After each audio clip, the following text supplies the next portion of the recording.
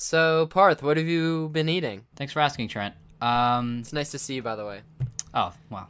You're too kind. What did I have? That's a great question. Didn't come prepared.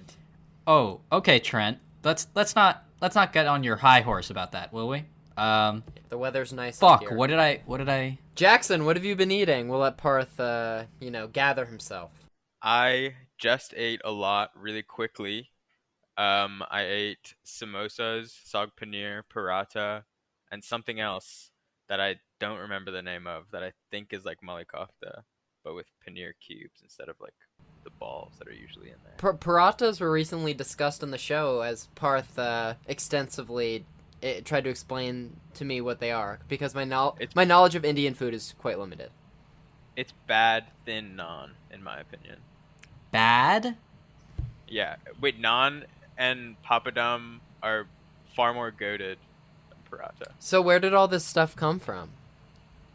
A restaurant down the street here in Boston called Shanti, and their tandoori oven is broken, so I had to get paratha instead of naan.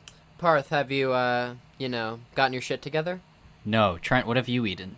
After work, I went to my street taco man, and, got 5 tacos, and then brought them home and devoured them while watching our featured film, Edge of Tomorrow, Live, Die, Repeat, and/or the other way around.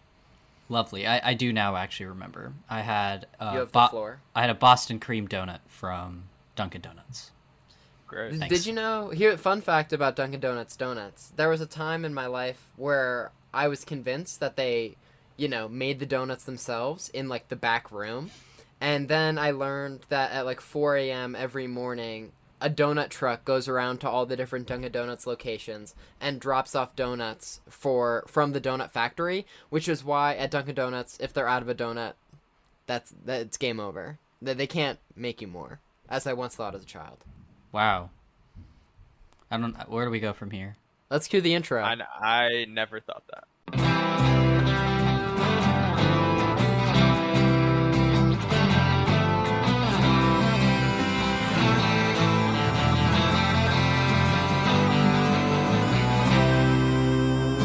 Do you want me to bring us back in? Bring us back. Wait, Trent, can you bring the mic back to the center of you? You want it in the center, huh? Yeah, because Tough guy? it sounds better when you do that. Oh, you like good audio quality, pussy? You want our podcast to sound good, huh? Nerd! So Trent is the fun host, and then there's also It's like a good cop, bad cop kind of thing. Welcome back to Craft Services, where we talk about... What do we talk about, Trent? The movies. This is our podcast. Continue. Yeah, we talk about movies. The Each movies. week we talk about... Okay, thank you.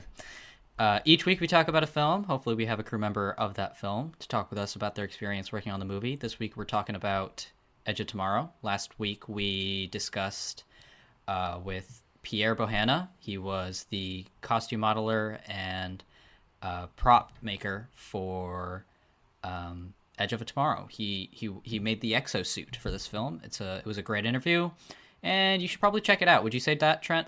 Yeah, probably. Especially because the interview was, like, delightful. Like, Yeah. we, asked questions. He responded. Did he give answers?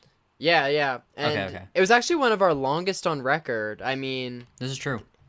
I think it was like an hour and 20 minutes. So strap on your fucking seatbelts, people. It's gonna be a bumpy ride. Speaking of guests, Trent, do we have one on this call? This is a historic moment in the Craft Services podcast history books. Our first return guest, Jackson Clark. Hello, everybody. It's me, Jackson Clark. He first appeared on our Defy Bloods discussion after we interviewed the production designer Wynn Thomas. And that was back in the days where our episodes weren't split up into discussions and interviews. We just put it all in there. Well, our release schedule was kind of Because nonsensical actually back then. that was our first split up interview and discussion. But yeah, that was our original plan, and then our episodes were coming out to like 2 and our second episode, Star Wars: The Last Jedi, was 2 hours and 17 minutes, and that is undigestible to anyone. Wait, The Five Bloods was the first episode? It was our third episode. It was Force Awakens, Last Jedi, and then our big plan was to do all the Star Wars movies, and that quickly was derailed. Yeah, they're not good. So. Okay. Okay. Anyways. No need for that. Trent, do you mind if I give the synopsis? Do it. Is that the realm we're heading in? Yes. Okay, I'll do that, and I'll give box office and budget. How about that? Just go for it. A soldier fighting aliens gets to relive the same day over and over again, the day restarting every time he dies. This had a budget of $178 million and a box office of 375. Sorry, correction. You got it. $370.5 million. I read on Wikipedia that Warner Brothers spent an additional $100 million to advertise this movie, and that at the end of the day it barely broke even, and thus justifying a second movie, sequel, which apparently is a prequel, but we'll get to that later. On Rotten Tomatoes, it has a 91% critic score and a 90% audience score. That took me by surprise. Do you want me to read the production history, Parth? Go for it, King. All right, well, for starters, the screenplay was adapted from a 2004 Japanese manga, publication called All You Need Is Kill by Hiroshi You got it right off air. You can do it. Don't be racist, Trent. Don't be racist. He struggles with that. By Hiroshi Sakurazaka. Even though we practiced before we started. We'll let you go off. Jackson, is that okay? Should we let him go with that one? Was that good enough? Yeah, I guess we can let him slide. From the Council of Minority Groups, did you pardon me? We'll allow it. All right, so a total of 9 companies handled the visual effects. The studio originally offered the Tom Cruise role to Brad Pitt, and he declined. 6 months before filming started, Doug Liman discarded 2/3 of the original script, and then there was a bunch of middlemen, and then it eventually came to Christopher McQuarrie just a few weeks before they started shooting. Tom Cruise dies 24 times on screen, but it's alluded to that he dies many more times. It was filmed at the studio near London, which Warner Bros. Also filmed Harry Potter at. The Leavesden Studios, Trent?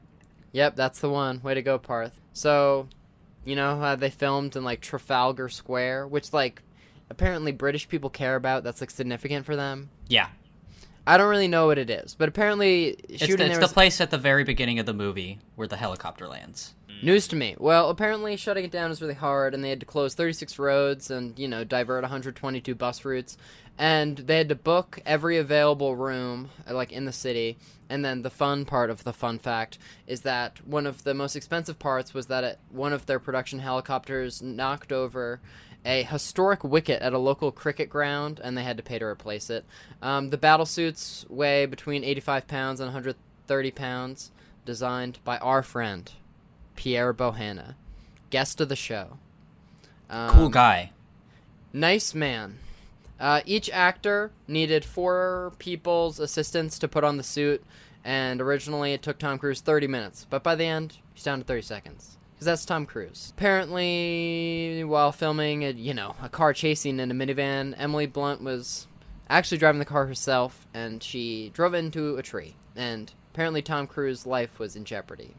What could have been? And as I'm sure you know, on the home video releases, the studio put Live Die Repeat in really big text and Edge of Tomorrow in very small text, because Live Die Repeat, I think they realized, is a much catchier title. Which do you guys prefer? I prefer Edge of Tomorrow.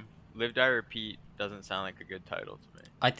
I don't think I really care. I think I prefer Edge of Tomorrow just because that's what I called it when it came out in theaters, so that's what I'll always call it. But why is it called Edge of Tomorrow? I get Live Die Repeat. Because he's on the edge of tomorrow. It always repeats. Yeah. He never gets to tomorrow. Oh, well, I guess that makes perfect sense also. I guess all it needed was a brief explanation. Parth, what's the segment you resent most on the show? Oh, it's the segment that Trent sort of strongholded me into allowing him to have, because he was like, Parth, you rein me in. You never let me do my thing, man. And I gave him this one thing. I said, Parth, you monopolize the segments. It's not fair. I deserve something. And he said it like that, and I was like, whoa, chill, dude. You can have your 3 1-star reviews. So how about this? How about I do one, Trent, you do the second one, and then we leave our grand finale of this segment that I despise to Jackson. Let's do it. This one's from Jose Lopez Cotom? Sure. Bad, because this scares children. Second review. A waste of time, energy, talent. Great premise, but aliens? Ridiculous. Third review. The third review from Ed L says cinema as a video game. Groundhog Day savaged and bludgeoned by exploding spiders. Tom Cruise, a comedian this time, dies again and again and again and again till we stop caring. Who wins? Who cares? Wait, So- Trent. I have something that I just realized. Tell me. You messed up. In what Your regard? one segment. The third review Oh, is a 2-star review. I was just I about saw to that. bring that up. Because, Parth, I think this excuse is going to warm your heart. I looked up Edge of Tomorrow 1-star reviews, and there was only 4 of them. And only 2 of them said anything vaguely humorous. So I really had to widen the net to include 2-star reviews that were still negative. Reading 2-star reviews is actually more interesting, because I think, like, you have to think about a movie more to give it a 2-star review, rather than just being like, this sucked, 1 star. We're not adding another segment, Trent. We're not adding a 2-star I'm segment. not arguing for a 2-star review segment. Having this one is hard enough. Oh, I agree. I have a thought about the review that I read. Oh, sure. Oh, go ahead, please. Tom Cruise, a comedian this time. It says, do you think that's in reference to, like, his performance is so bad that it's funny, or because he's playing? I think it's more of a comedic role than he normally does. I think the review is Okay. saying that this is Tom Cruise's first attempt at comedy and that he did not succeed. But I think I think Tom Cruise has attempted comedy before. Yeah, I would say he's And very also good at he comedy. Succeeded. Parth, He succeeded before and Parth, fire off some of Tom Cruise's greatest comedic hits, if you don't mind. Well, he's great as Les Grossman in Tropic Thunder.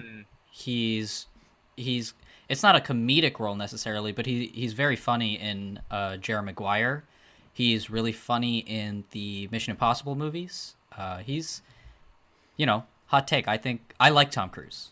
Everything when I say everything I read, I mean, when I read the Wikipedia page, it said that Tom Cruise was really arguing for the movie to keep a lighthearted tone, because he was like, if this gets too serious, it's gonna suck. And he Yeah, was like, I died 24 times, so we might as well get a good laugh out of it. I have a fun fact. Do we want it? Only if it's fun.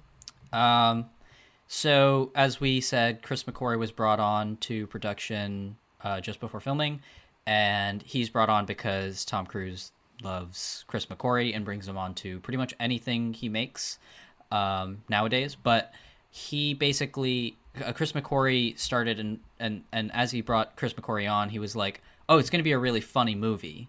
And then Chris McQuarrie was like, he'd read the script and he was like, this isn't funny. What? And then Tom Cruise was like, no. It's going to be funny. So he was kind of the, like you said, he was the main pusher for the comedy. He was the comedian this time. Exactly. The Joker baby, if you will. I want you on this movie, Chris. That's my impression of Tom Cruise as the Joker. That's really good. Thank you. So, in terms of things that Tom Cruise is actually doing for the first time, the thing that I notice is, whoa, Tom Cruise at the beginning of this movie, isn't awesome. And that's Yes. never been the case before. So I guess He has to become awesome gradually. Trent, let's just start it off. What are your initial thoughts on this movie? Did you like it? Well, this is my first time ever seeing this movie. I know for you two kids, it was you're revisiting, but I've mixed reviews. I want to hear your guys' thoughts. I in general like it, but most of the things I pointed out to talk about it were things that I don't like. So I guess that says something. It is kind of easier to talk about criticisms than praise, because just being like, Emily Blunt's performance was really well-rounded and great. It doesn't drum up the press that Parth and I are looking for. We need to ruffle some feathers. Some good moments, some good funny moments, some good action. So moments. can I make a complaint right out the gate? please. So I think I think the main example of, time repeating movies would be Groundhog Day. And I think... Yes. So in this movie, after Tom Cruise dies the first time, it obviously has to replay the events from the day prior to tell the audience everything is happening again. But my problem is that everyone gets that immediately, and then it plays, it plays too much of the scene to the point where it's exhausting. And I think, really? I mean, at some points, it pays off, and, little things that are mentioned or repeated, are brought up further down the line. But I think hearing the same phrases over and over again, can be infuriating. That's kind of surprising to me. I mean, I'll just say that, I love 70% of this movie, and then I like the rest of the 30%. I think... all the way up until, I guess this is spoilers. This movie's been out 7 years by this point. You had your chance. I think everything up until he loses his power to restart time is awesome. And then the stuff after that is good but conventional.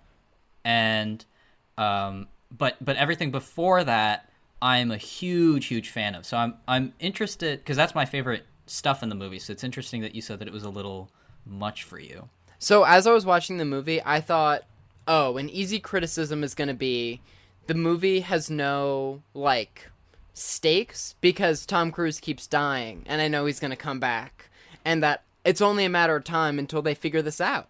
And then I was, kind of relieved when he lost the power, and I wasn't expecting that necessarily. Yeah, I agree with Trent. I think the first time that I watched this, I was also surprised that was an element to their powers, is that they could lose it. And something I wrote down this time was that I feel like I don't really understand losing their powers. And just to preface anything that I say that I wrote down, they range from incredibly tiny nitpicks to something that's mildly confusing. But they lose their powers when they get a blood transfusion, and I don't know. How do they know that they lost their powers if they never die again? Because they didn't die and then not. Well, the thing back is to that find even out if he they doesn't lost die, I think it just resets. it does.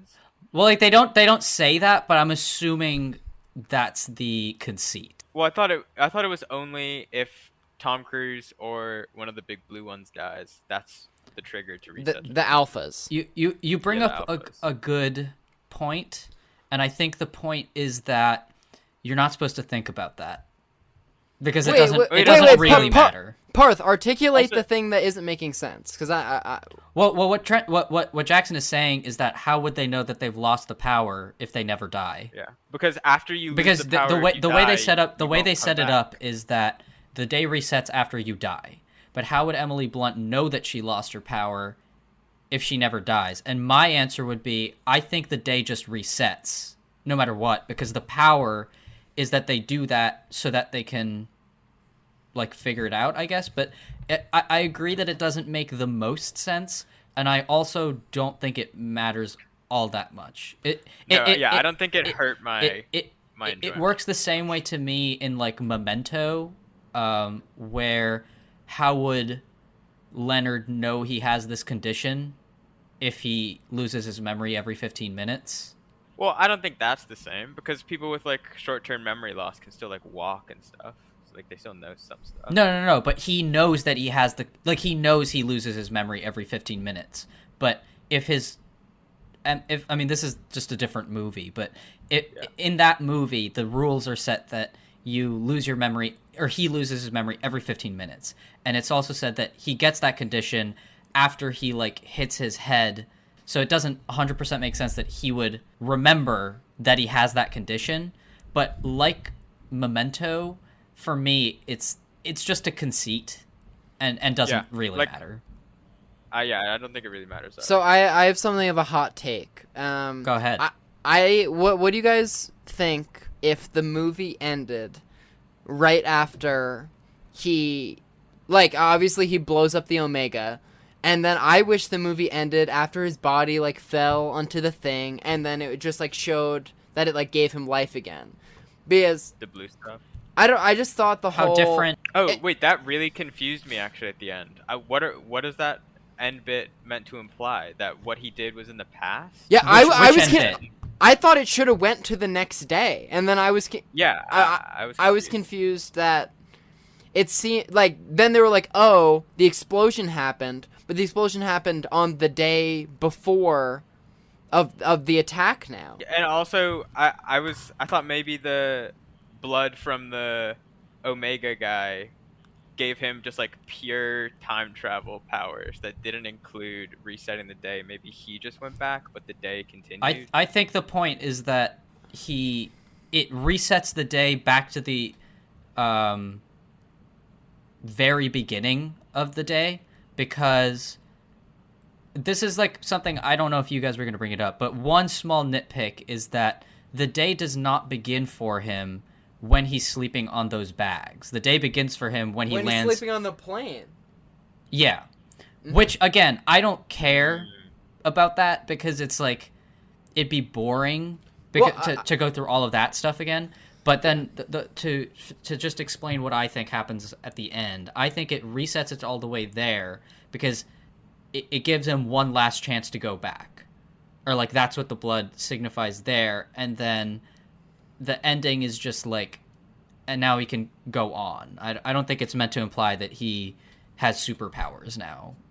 Again. Wait, but they said on the news that the explosion happened already, and he hasn't gotten to the front yet. Yeah, no, yeah, you're making sense. Because if he blows up the Omega, then shouldn't time just continue forward? Because then it won't have a grasp on, like, I don't know, like our time system anymore. Wait, and if time still does reset on Tom Cruise's death, then he's accomplished nothing, because every time he dies, they'll be back in the war. Well, Tom Cruise doesn't die. Ever. What makes no sense is that the final time he dies, he goes back further than when he'd been reset every other time. Like, I know it's a plot device so that everything can, like, end the way it started. Yeah, I agree. That's one of the things I wrote down, is that I wasn't sure what the end was. Jackson, read us another one of your famous bullet points. I'm curious. Okay. Well, I'll read the most tiny nitpicky one. Is that the gun on the right arm of their suits is a SCAR assault rifle, and it has no grip for a human being to hold. But then when Tom Cruise takes it off the arm when they get out of the suits, it suddenly does have a grip to hold. And, like, it's just not there one shot, and then they cut, and then it is. You're right, that is a nitpick. Yeah, that is a nitpick. Wait, and also, I'm pretty sure it's a SCAR H, but they say that it shoots 5.56, which is not correct. What is 5.56? Like, I know what a SCAR H is caliber. from Modern Warfare 2. Yeah, exactly. A SCAR H shoots a 7.62, which is a much larger caliber bullet than 5.56. But a SCAR L does shoot that, so maybe my eyes were deceiving me, and it was a SCAR L, which you might remember from Black Ops 2. I learned recently that Parth wasn't allowed to play Call of Duty as a child. That's so sad, Parth. I'm sorry. It's okay. He had to sneak over to his friend's house. Wait, like, elementary school was like entirely Call of Duty and SpongeBob and eating Cheez-Its. That was what I did. Jackson, don't you still play, like, several hours worth of Call of Duty a day? No, I haven't played Call of Duty in a while, actually. Really? I've really fallen off the grind. I just got Mortal Kombat the other day. That's what's consuming my time. So do you, like, play online, or you, like, playing the campaign? On Mortal Yeah.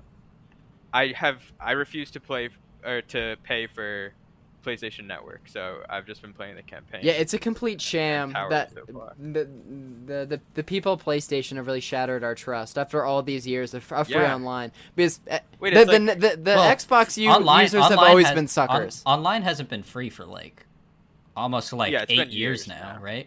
What, was it not free on the PS4? No. Oh, Well, it was. I stopped at the I PS3. started with a PS. Yeah, I originally had a PS3, and one of the big reasons I didn't get an Xbox was because it would be free. But they're treating it like a streaming platform now. But, like, I shouldn't have to buy the game if I also have to buy it. I heard games for the new generation of consoles, the price has gone up from $60 to $70. What a time to be alive. Yeah, I did hear that. It's unfortunate. Well, Edge of Tomorrow is kind of like a video game. Yeah, wait, one of the reviews, didn't they call it a Kind video of, game? Yeah, cinema is a video game. Wait, do you guys think that the movie knew about D-Day? Do you think they heard about it? Yeah. Probably. I was thinking about that. Like, what about this movie did they feel the need to make it like a World War II vibe in only a couple of ways? Well, what do you mean by a World War II vibe?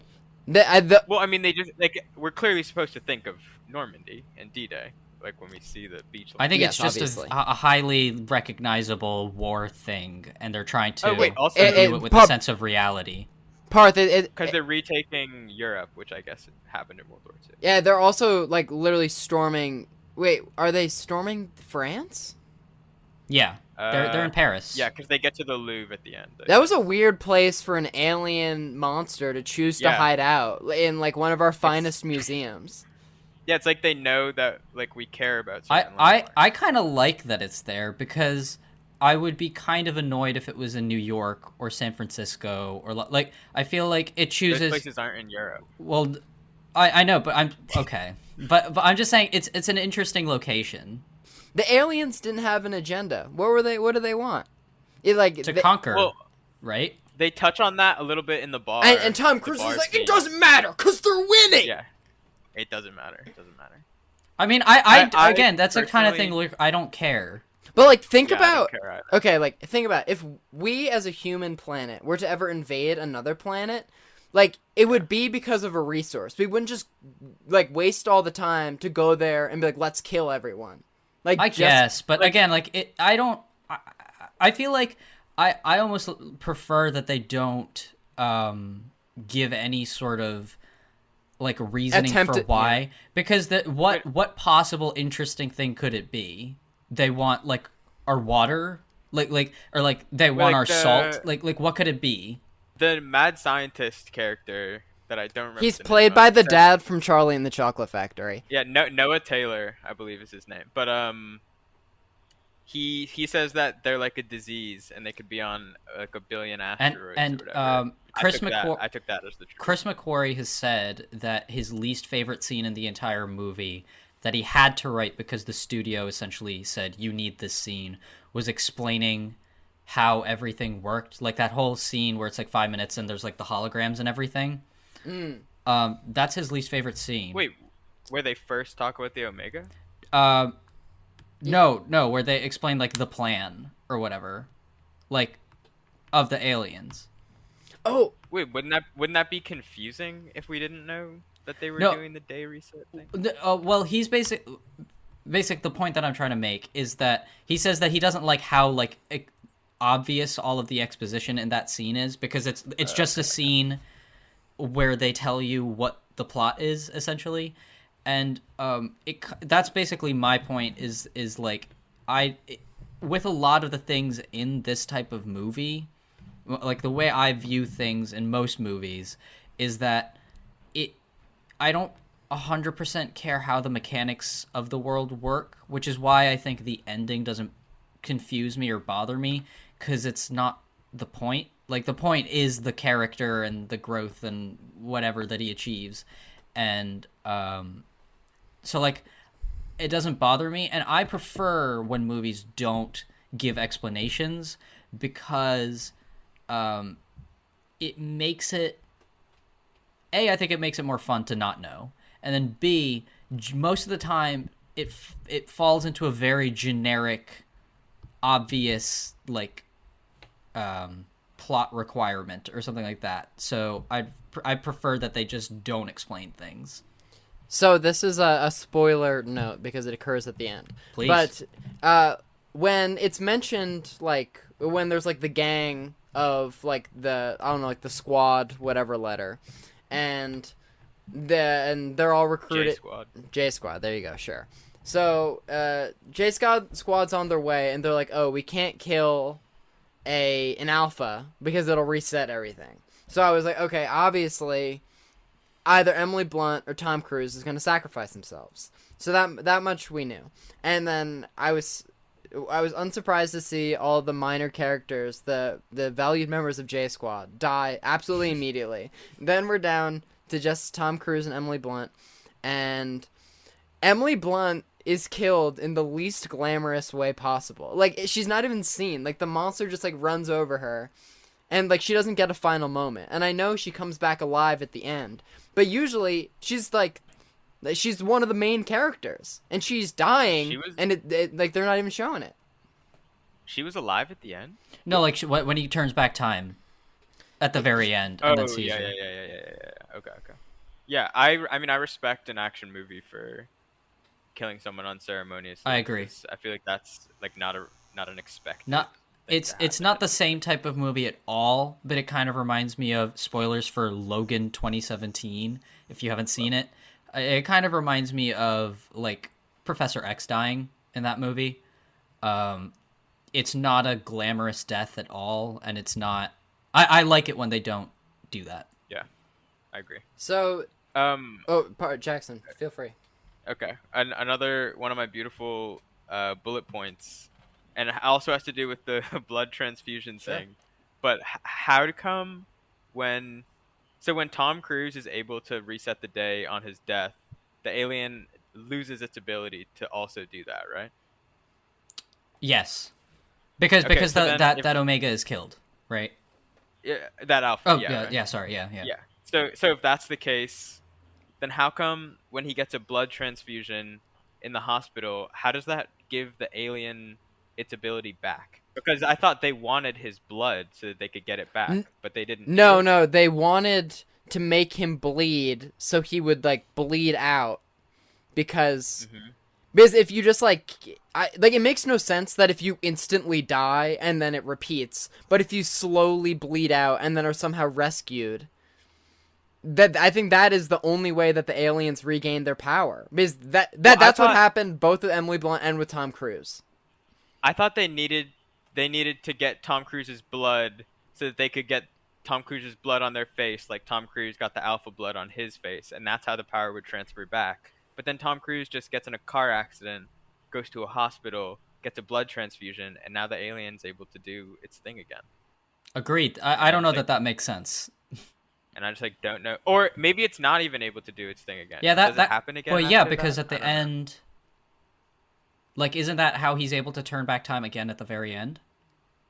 Well, that's the blood from the high or from the Omega, which I guess we've never seen before. So anything's fucking possible. Yeah, I guess no one's ever it's had meant Omega to blood on them. be that. But also, again, I didn't care that much, but I was slightly annoyed throughout that I didn't understand how the transfer of that power was functioning. Parth, Doug Liman directed this movie. This is our second Doug Liman picture, yeah? Yes, Which other one did you guys Locked Down. The HBO Max Spectacular. Lockdown. Well, I haven't seen that. that spectacular is a big word for lockdown, Trent. What did I give Wait, it? isn't Did that I give it about, like a 3 out of 10 or something? You get- Like a you 2 get- out of 10? You gave it a 4 out of 10, and it was... Oh, I Wait, think do I'd knock that down to like a 2 out of 10 upon rethinking. Do we rate stuff on this show? We do like that? later. Okay. I think we got a few more thoughts on us. No? Yeah, Yeah, I was gonna ask if you had any thoughts on the direction, because I do. you get on your soapbox for this segment, so please. Okay, 1-star review with some occasional 2 stars. Yeah, I really like it. I think Doug Liman figured. I remember in the lead up to this movie, some people were a little apprehensive because he's the guy that did The Bourne Identity, and so that kind of revolutionized for a lot of the early 2000s how action was shot, because it was really close-ups and quick cuts. And I like that he doesn't do that, and I don't know how much of that is him and how much of that is Tom Cruise, because Tom Cruise likes his action shot a certain way, but I think it really helps that Tom Cruise is part of it, because the unique factor Tom Cruise gives you is that you can show your actor doing things, which means you can put the camera in places you couldn't in other movies because it's a stunt person doing it. So I think if you're an action fan, as I am, it's really nice to see those stunts, and they're like wide shots and everything. And I think the movie has like a nice, almost airy feel to the direction. It's not a very, I don't know. It's not like Christopher Nolan or Michael Bay or something. It's kind of like breezy, and I think we talked about it in Lockdown, where Doug Liman has almost like a floaty quality to his cinematography, and I really like it. I was gonna say there are other directors that would have made this a 2.5 hour long movie, and I like I'm how grateful, simple he makes this. Grateful it's sub 2 hours. Yeah, it's only an hour 53 minutes, right? Jackson, do you have any thoughts on the direction? No, you're catching me at a bad film student Give us time. another one of your bullet points. Okay. Um, the biggest one for me is Tom Cruise is so famous in this world that the general thinks he'll have real sway on the public opinion, right? And that's why he's sent over. Yet, like, he's that famous, but no one in the base knows his face or name, and no one recognizes him. Like, how is that That's a possible? really good point. Yeah, that doesn't make any sense, Trent. I mean, Jackson. It's just his real name. So, Like, uh, so I know, and no one knows that it. everything is set into action because Tom Cruise like doesn't want to see combat, obviously, but I don't think this general wants him to die. Like he's No. just saying like, oh, go to the Yeah. battle and cover it and try to drum up support. Well, Yeah, there's still so the people chance don't- that you die. Yeah, him Yeah, him but saying it's- specifically you're going to be on the first wave. Like I can see where that Yeah. was a turnoff, especially when you're storming a beach. You know. Yeah, when literally no war photographer ever is on the front line. I'm sure. I don't know if that's actually true, but I bet that's true. So, I mean, the one remaining fact I can say about the beach scene is that it was shot entirely indoors on sound stages, Really? and that I mean, even with that being said, in a movie where they shot everything on digital, they shot the beach scene on 35 millimeter, and that it was only supposed to take the first 2 weeks, and the beach stuff took nearly 3 months. I have a fun fact about that that. doesn't surprise me at all that it took so long. I have a fun fact. So much happened on Parth, the beach. please. It's not so much a fun fact as it is just knowledge of the production. Oh, so a fact. Okay. Well, so basically, Tom Cruise hates digital, so all of his movies are shot on film. Then also the stuff on the movie went into production without like a completed script. They were writing it as they were going along. So like Chris McQuarrie was sort of making up the pages as they were filming. So all of the stuff on the beach became more and more expanded as they were filming, and they kept that on the set because at any point that they thought of an idea, they would just be like, okay, let's get into suit, let's get makeup, and let's just go to the location. So the set was essentially on standby as they were filming other scenes. So, as an actor, how can you feel strongly about being shot on film versus digital? Well, because Tom Cruise is pretty involved in the production of his movies, and he doesn't talk about anything publicly because he likes to maintain his image very well. But like he's actually very, very smart about making movies. He's very involved in the like story process and everything like that, and so he's a producer in pretty much all the movies he makes now, which gives him that kind of pull. And yeah, I mean, actors generally look better on film. So I think that's partly it's a vanity thing, but it's also I think he just likes. He's from like, I mean, he doesn't look it as much maybe, but he is kind of from another era. So I think he just likes working with film. Yeah, here's a stupid thing that I feel the need to talk about. There's a man in this movie who's like, yeah, like I'll gladly fight, but I have to be naked, and that is equivalent to if I was, in Vietnam and I was like, guys, I want to be in the jungle with you too, but it's hot out, and so therefore, the Viet Cong will witness my peen, And your fellow soldiers. Yeah. Well, I mean, there wouldn't be like a metal exosuit to guard said peen from the Viet Cong. Remember when Tom Cruise is like becoming a badass in this movie, and then he just decides to let that guy die? Like, I thought that was such a weird, dark Which moment. guy? The naked guy. Like, during his like montage of like becoming cool, like after learning how to save the naked guy that gets crushed by the plane, one of the times he just like looks over at him and just lets him Wait, die. the naked guy? I thought that was so cool. The naked guy who every time they land goes, "Thank God, we made it!" Imagine like jumping out of a plane and then like being under heavy fire, parachuting down, hitting the ground, and then being like, "Guys, we did it!" I don't know. Yeah.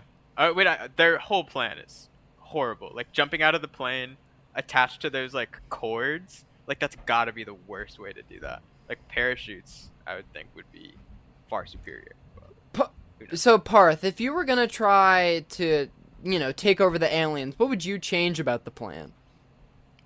I am really well versed in battle tactics. Being that you weren't even allowed to play Call of Duty as a child, I feel like... I have a really great in-depth knowledge. I'm gonna deflect this over to Jackson. Jackson, how would you change it? Well, the reason in real life that D-Day went so poorly is because bad weather messed up the artillery strikes that the Allies were trying to do on the fortified Nazi positions. And so the shelters and their bunkers were unbombed.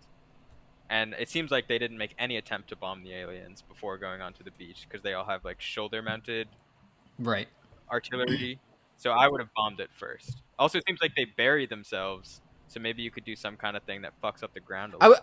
I was gonna say, what are these like monster things? Are they like octopuses? Are they spiders? I love the design. I think it's so cool looking. No, I agree. They're pretty fucking vicious. I like their design. However, I don't like that their mouths don't close. Or at least if they do, we never saw them with their mouth closed. I thought that was like weird. Like that he was like sensing Tom Cruise with his mouth open or something. I thought the less time they spent on screen and the less time I had to look at their faces, the better. But just seeing like their flailing tentacles like wreak havoc, I was on board for. I also like when they die, they just like become like a rigid mess of squiggly lines. I thought that was cool. So Parth, do you know what the sequel / prequel to this movie will be called? Oh yeah. Live, Die, Repeat, and Repeat. Is that? I don't think it's actually what it is. I think that's a fan thing. That is not a good. I don't think it is either. Well, I don't hate it. I think it'd be funny, but fuck Edge of Tomorrow 2. It should be called like The Edge of Yesterday. If it's a prequel, some shit like that. I'm interested to see what it would be. I mean, I don't know what they would do, but Chris McQuarrie has said that it's an awesome idea. Is there a rumor that it is a prequel? No, that's what he said. It's like it's either a prequel or it's like Godfather 2 and like half prequel, half sequel. Wait, is it following Tom Cruise? Yeah, it's Tom Cruise and Emily Blunt. Do you think there's gonna be like temporal pincers in this? Oh, I fucking hope so. Yeah, I fucking hope so. Wait, that's a Tenet thing. Oh. Wait, Trent, you haven't seen Tenet? No, we did a whole episode about Tenet. Oh, yeah, I was about to say, I was just listening to your thing about Tenet. I was going to say, originally, when they said, oh, we're doing a prequel, I'm like, oh, they're going to do the Emily Blunt when she she was repeating. Yeah, but that'd be a pretty shitty movie. Well, Tom Cruise wouldn't be there, and apparently the only reason they won is because they let them win to give the humans hope. But does that even make sense? Like, why not just execute the humans at every turn? Because since they're throwing every man into this beach battle, maybe they can kill more. Yeah, I think it's another thing of it needs to happen, otherwise this movie doesn't make sense. I have 2 more bullet points. Read them. If you guys want to hear them. They're rattle them off. They're baby ones. Yeah. The first one, like, I feel like there's gonna be no solution to this. But why didn't they recruit J Squad earlier? Why did they wait? Like, because clearly J Squad is recruitable and like convincible that this is real because they did it. So they should have just recruited as many people as they possibly could every time. I think because earlier on it said because they don't know where it is, right? Well, I think. Well, they're trying to get to the German water, the German dam thing. They're trying to get there. Why don't they bring as many people as they can? Oh, I had a thing. Okay, so do you know, like, with the helicopter, and Tom Cruise is like, if you try to go in the helicopter, like, you're gonna die. Like, I've tried it a bunch of ways. So why can Tom Cruise take off in the helicopter no problem? Like, the same monster should be there, and it should attack the helicopter the same exact way as if Emily Blunt were there. Well, yeah, that's true, and also if he knows where it's buried in the ground, can they not deal with it before Yeah, they can't get in they the walk helicopter? over there, kill it? Like, they kill those things all the Yeah, time. Apparently, they're really good yeah, at it. Emily Blunt apparently killed 100 of them in one day. With a helicopter rotor blade, I think, is her sword. Did anyone else Oh, think that was I her didn't sword? even like think about that. I thought that was the blade of a helicopter rotor. That would be cool. I noticed, I was like, that's a rather, like, thick and, like, rectangular sword. So, If she's jacked, she must be jacked. it said she worked out for 3 months. Wait, didn't you say the suits were 130 Yeah. pounds? The lightest ones were 85. Like in real Yeah. life? Yeah. So did they? Someone wearing a 130-pound one? Did they have like? Is there something within the exoskeleton that actually helped them move, or because that's just really What heavy. I read is that... Well, we talked with him about it. Yeah. He was basically saying that like they built it in such a way where as you move the like hydraulics within the suit, you aren't actually like lifting 135 pounds. Okay, yeah. So It was sort of in some ways a real exoskeleton. But yeah, like when we talked with him, he was basically like the best way to solve certain problems because we asked him we asked him like he made the bat suit for like the Dark Knight, and we were like, oh, like how'd you make the head turn? Because that was the whole like engineering The dog thing. Yeah. And he was basically like, well, we just did it how you would like actually do it, and that's kind of the best way to go about making, especially with things like that, like military suits or whatever, is to just do what in the real world the actual R&D of what would make it work. So the exoskeleton, yeah, he said like the lightest one was like 85 pounds or something like that. I read online that there was an apparatus made that between shots you could like hang like from your shoulders, and it would like relieve some of the stress. Well, we're going on an hour. Do we want to? I think it's time. Jackson, you're our esteemed guest. Give us your rating first. It's approximately reading, so clock. Out of 10 or out of 10? 5? Out of 10. Out of 10, I'd give it a 6 or a 7. I like it. I think it's pretty good. Not my favorite Doug Liman, not my favorite Tom Cruise, but it's a fun movie. I'll say like I'm gonna say 6.5 also. Like, I think we can't even give it credit like, oh, it's the you die, and we can't even say, oh, it's the live die repeat movie, because that will always be Groundhog. And so like we can't give it credit for the originality of the premise. And it's in terms of alien movies with Tom Cruise in them, I like War of the Worlds more. So really hot take. I love War of the Worlds. Absolutely I have many issues with that movie. All right, Parth, you say your piece.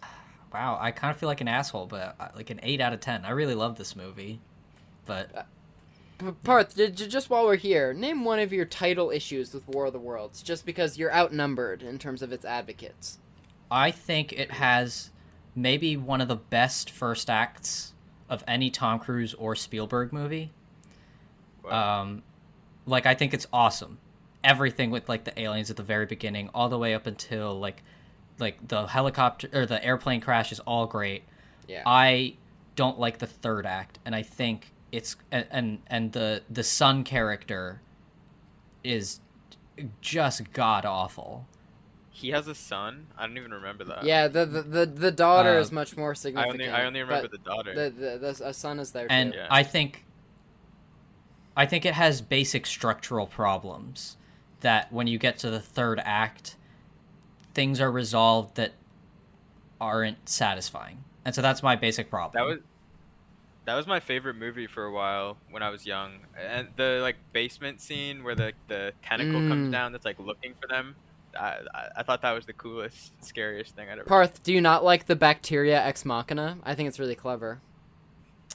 Yeah, I like that. I'll have to rewatch too. But speaking of the plane crash scene, I'm sure we all know that you can go to Universal Studios Hollywood, and it's still there. Oh, is it really? I didn't know that. You kids got to go on the backlot tour, and you see the How the Grinch Stole Christmas Village, and then you see the Psycho house, and then you round the corner, and there it is, and then that's the whole plane crash scene. It's awesome. I don't even remember the plane crash either. I guess I need to rewatch it. Speaking of plane crashes, Tenet? this podcast is kind of like a plane crash. In what way? We're just crashing and burning. Would you agree, Trent, or no? That's one way to put it. I thought we had a really prosperous podcast. Oh, I thought this was our last episode. Oh, I thought we had like a lot of insightful interviews and that we had like a really bright future. Am I wrong? Wait, Trent, did Parth not tell you I'm replacing you on the podcast? Oh, I get it. Another guest comes on and jokes about replacing one of the co-hosts. I see. Who else did that? Who's as weird? Come on, Jackson. Every guest comes on and says, "Ha, insert Parth or Trent messed up. It's time for me to come in." The only guest like that's not a film person I've listened to is myself. I guess that's my narcissism. Wow. But Jackson, I think you can pat yourself on the back knowing that you are, in our short lifespan, the first and only person, the first person to be asked to return. If you ever have someone else return, you have to make me come back for a third time. We'll have it'll be like the SNL like 5-timers club. You're currently in the 2-timers club, my friend. Dope. Parth, I think it's time we announce to the world, it's Spider-Man week. It is. You can hear our interview with the supervising art director for Sam Raimi's Spider-Man next week. Steve Arnold. He was nice. We talked to him yesterday. You get some Sam Raimi stories. You get some David Fincher stories. It's a pretty cool interview. Would you say that, Trent? That is right. All right, I guess since we're a podcast, we're kind of contractually obligated to politely ask to, like rate our show and write a review. Like that'd be super nice, right? Tell your friends about us. We want more listeners. So next week, Spider-Man, Trent? Spider-Man week. Yeah. Goodbye. Bye. Say bye, Jackson. Bye now.